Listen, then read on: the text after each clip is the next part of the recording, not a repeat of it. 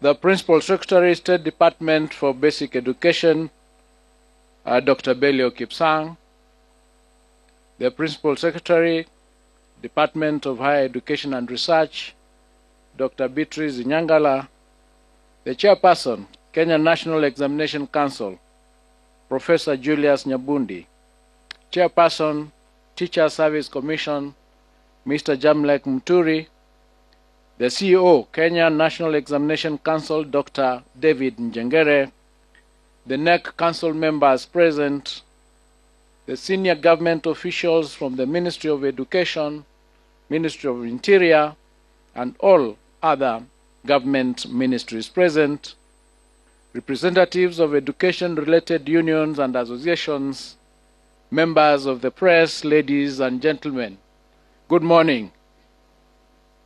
For the first time in more than 30 years, I stand here today to speak about a secondary school subsector which henceforth faces a massive transformation arising from the first implementation of the competency-based education.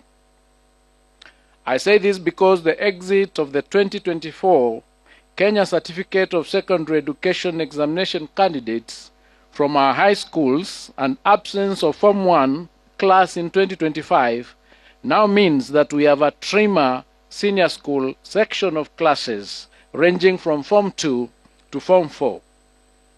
In sync with these changes, our first cohort of CBE learners who joined grade 9 this year will be transitioning to grade 10 in 2026, calling for an urgent and formidable measure to ensure our senior schools are ready for the CBC pioneers. With the release of the 2024 KCSE results today, we have started a gradual phase-out of an examination that has been offered for 35 years, with the last one expected to be held in 2027. I therefore wish to immensely thank all our education sector stakeholders who have year after year put their best foot forward to ensure they adequately prepare our KCSE candidates to administer the annual examinations ever so successfully and smoothly. Today, we are releasing the 2024 KCSE examination results for the 962,512 candidates, all of whom we have cleared to join various higher learning institutions to pursue careers of their choice. For in our education system, we have created space for all our KCSE graduates, irrespective of their grades, in line with our government mantra of leaving no one behind. With immense gratitude, I register my appreciation to His Excellency the President Dr. William Ruto for entrusting and fully supporting our team to implement critical reforms in the education sector. Given that the education sector impacts each household at an individual level, I have promised to meticulously lead the sector in the rollout of the reforms proposed under the Presidential Working Party on Education Reform with precision and success. I take this opportunity to thank all the sector players from the Ministry of Education, the Ministry of Interior and National Administration, the Ministry of ICT, the Teacher Service Commission, and all other MDAs for their concerted efforts during the administration period of the 2024 KCSE examination. Further, I wish to thank all center managers, supervisors, and invigilators who participated in the conduct of the 2024 KCSE examination, and especially for upholding the integrity of our education system. Before I delve into the 2024 KCSE examination, pardon me to touch on a few other issues affecting the education sector. The start of the 2025 academic calendar year that we started on Monday the 6th of 2025 marked an incredible watershed in our sustained implementation of the CBC. As a government, I'm proud to announce that we surmounted the expected challenges in efforts to place all the 24 grade 8 learners in classrooms at grade 9, the highest level of junior school. As we speak now, we have constructed 14,500 classrooms for our grade 9 learners, and we are set to achieve the target of 16,000 by the end of this month. This has been made possible by the government's generous disbursement of Kenya shillings 11 billion to schools across the country for the construction of 11,000 grade 9 classrooms. A further 6.8 billion was allocated to the National Government Constituency Development Bank Fund, being 3.4 billion from the Ministry of Education and 3.4 billion in matching funds from CDF for 6,800 classrooms. Further, the 18 constituencies in Nairobi have been allocated a total of 1 billion Kenya shillings for infrastructure development through the National Government Constituency Development Fund. I wish to most sincerely thank all our members of Parliament for their outstanding cooperation and efforts in the construction of the classrooms for junior school. Additionally, the Ministry will construct a further 7,290 classrooms to address the increased enrollment to ensure smooth transition for the cohort. The Ministry has also procured 9,926,618 textbooks for grade 9, which have been distributed to schools, with the exercise expected to be completed by the end of this month. I have directed the Kenya Institute of Curriculum Development to work robustly and ensure that all required textbooks and other instruction materials are available for use by our learners. Having successfully transitioned to the highest level in junior school, our focus will now shift to starting off senior school in January 2026. Under the senior school, we are expected to mount 3 pathways for our learners. These are the STEM pathway, the social sciences pathway, and the arts and sports pathway. As part of our preparations, we have already worked on guidelines for the transition and placement of learners to grade 10.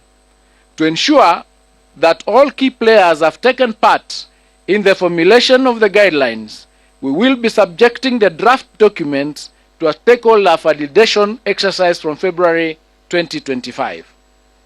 The Ministry of Education has noted with great concern a disturbing situation where some senior schools are returning to the banned practice of charging levies.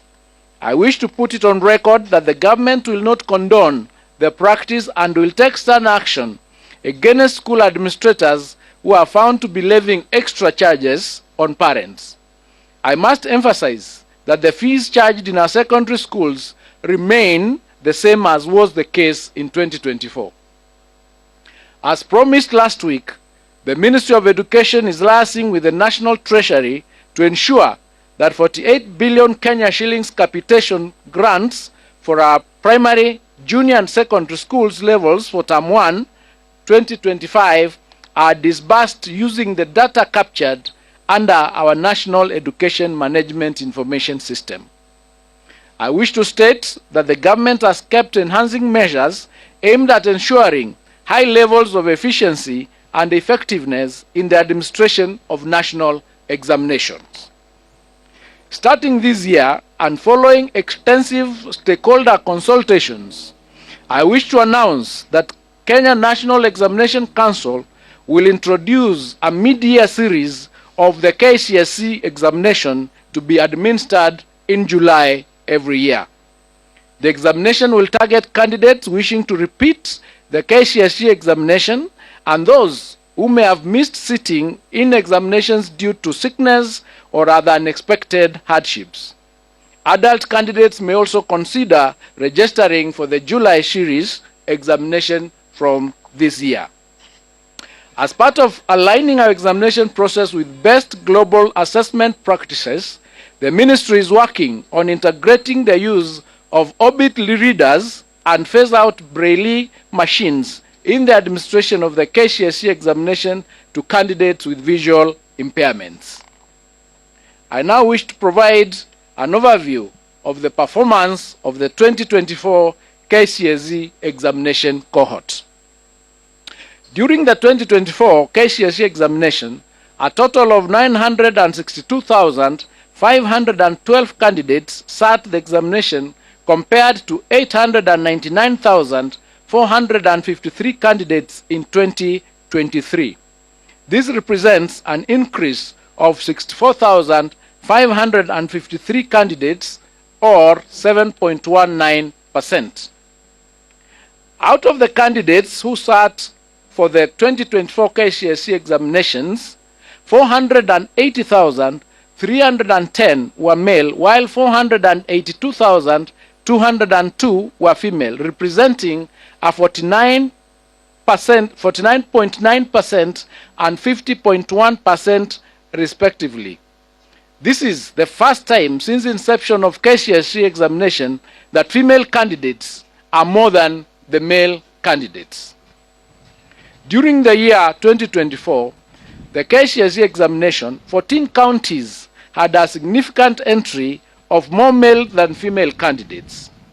These counties include Garissa, which had 62.8% against 37.17%. Mandera, 63.83% against 36.17%. Wajir had 60.27% against 39.73%. Turkana had 59.64% against 40.36%. Samburu had 53.41% against 46.59%. Narok had 52.77% against 47.23%. Homa Bay had 52.81% against 47.19%. West Pokot had 53.52% against 46.48%. Mombasa had 51.31% against 48.83%. Migori had 51.02% against 48.98%. Embu had 51.09% against 48.91%. Kisii had 51.03% against 48.97%. Nyamira had 51.39% against 48.61%, and Baringo had 51.67% against 48.69%. On the other hand, 14 counties had significant entry more female than male candidates as follows. Vihiga had 55.15% against 44.85%.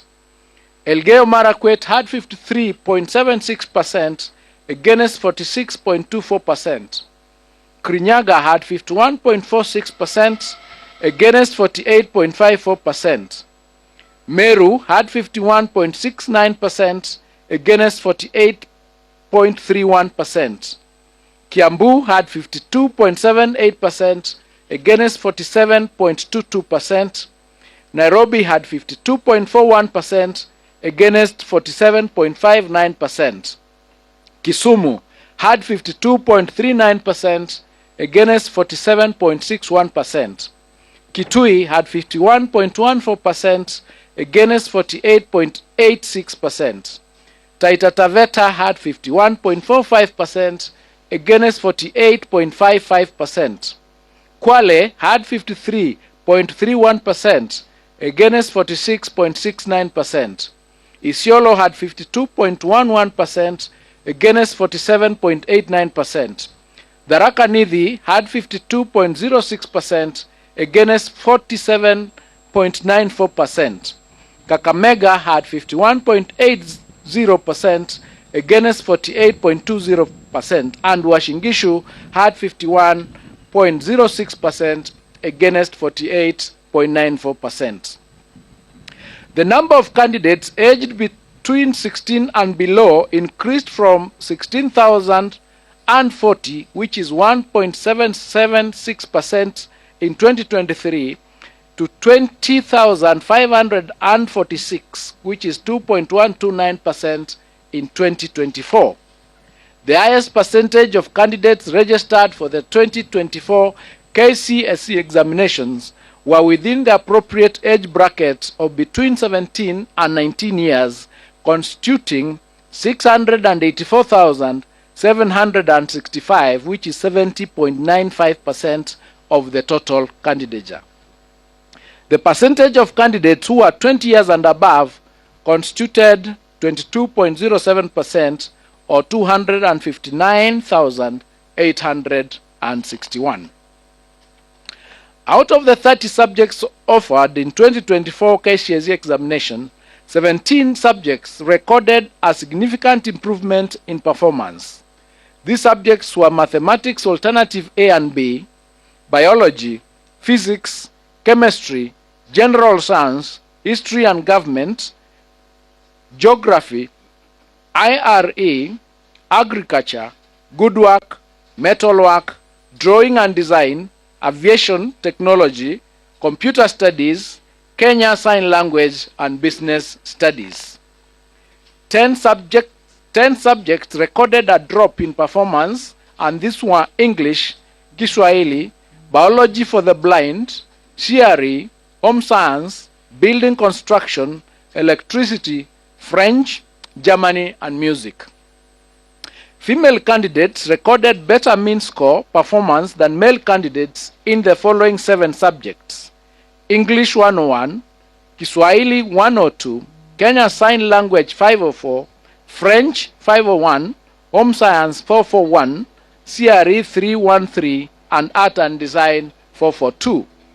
Male candidates, on the other hand, recorded a better mean score performance than female candidates in 23 subjects, and these are mathematics alternative A and B, biology and biology for the blind, physics, chemistry, general science, history and government, geography, IRE, woodwork, metalwork, building and construction, power mechanics, electricity, drawing and design, aviation technology, agriculture, computer studies, German, Arabic, music, and business studies. As it was in 2023 KCSE examination, the 2024 KCSE examination results have been graded using the reviewed grading system, in which the overall grade at KCSE examination has considered mathematics the best performed language among 3, that is English, Kiswahili, Kenyan Sign Language, and the best performed 5 subjects. There were 1,693, or 0.18% candidates who obtained an overall grade A in the year 2024 KCSE examination, compared to 1,216, or 0.14% candidates in 2023. The number of candidates with direct university entry qualifications of grade C+ and above was 246,391, translated to 25.53% in the year 2024, compared to 201,133, which is 22.27% in the year 2023, and this is attributed to the improved or new grading system.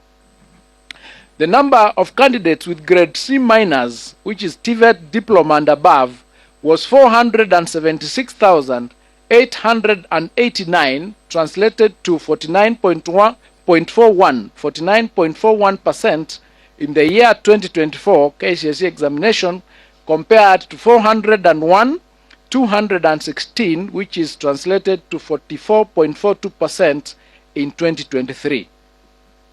The number of candidates attaining a pass grade, which is grade D+ and above, was 605,774, which is 62.76% in the year 2024 KCSE examination, compared to 526,222, which is 58.27% in 2023. To enhance the credibility of the examination process, for the first time, candidates' examination question papers was personalized and anonymized. This helps to improve objectivity during marking and holding candidates personally responsible for any irregularities. There were 840 candidates who were involved in examination irregularities in 2024, and their examination results have been cancelled. The Council is empowered in law as provided in the Kenya National Examination Council Handling of Examination Irregularities Rules of 2015, Legal Notice number 132 of 2015, Rule number 8, to withhold the results of any candidate or examination center suspected of having been involved in an examination irregularity or malpractice pending completion of investigations. To this end, the results of 2,829 candidates suspected to have involved in the examination irregularities have been withheld pending completion of investigations that should be completed within a period of 30 days from the official release of examination results, which is today. It is unfortunate that a few contracted professionals and teachers are still insistent on ruining the future of our learners by subjecting them to examination malpractices. 91 contracted professionals were reported to have been involved in aiding examination malpractices. Firm disciplinary action will be taken against such teachers. Individual 2024 KCSE candidate examination results will be accessed online through a secure link on the NEC website or directly through the following website: https://results.nec.ac.ke. Candidates will be required to enter the candidate's index number and any one of the names as per the registration data for the 2024 examination results. The results will be available immediately after the end of this function. Any candidate with difficulties in accessing individual results is advised to call NEC toll-free number 080-0724-900 or 080-0721-410. It is now my humble duty and privilege to declare the 2024 KCSE examination results officially released. I wish all the candidates success in their future endeavors, and I wish all of you a happy new year 2025. Thank you and God bless you. We will request that the results are officially now handed over by the CEO to the chairman, Professor Nyabudi. Then the chairman will then hand over to the PS. And of course, you can see the PS higher, handing over also and ready to receive to the CS. Can we put our hands together to appreciate that gesture? Thank you very much. And now we are ready to transition the learners to their next phase of life.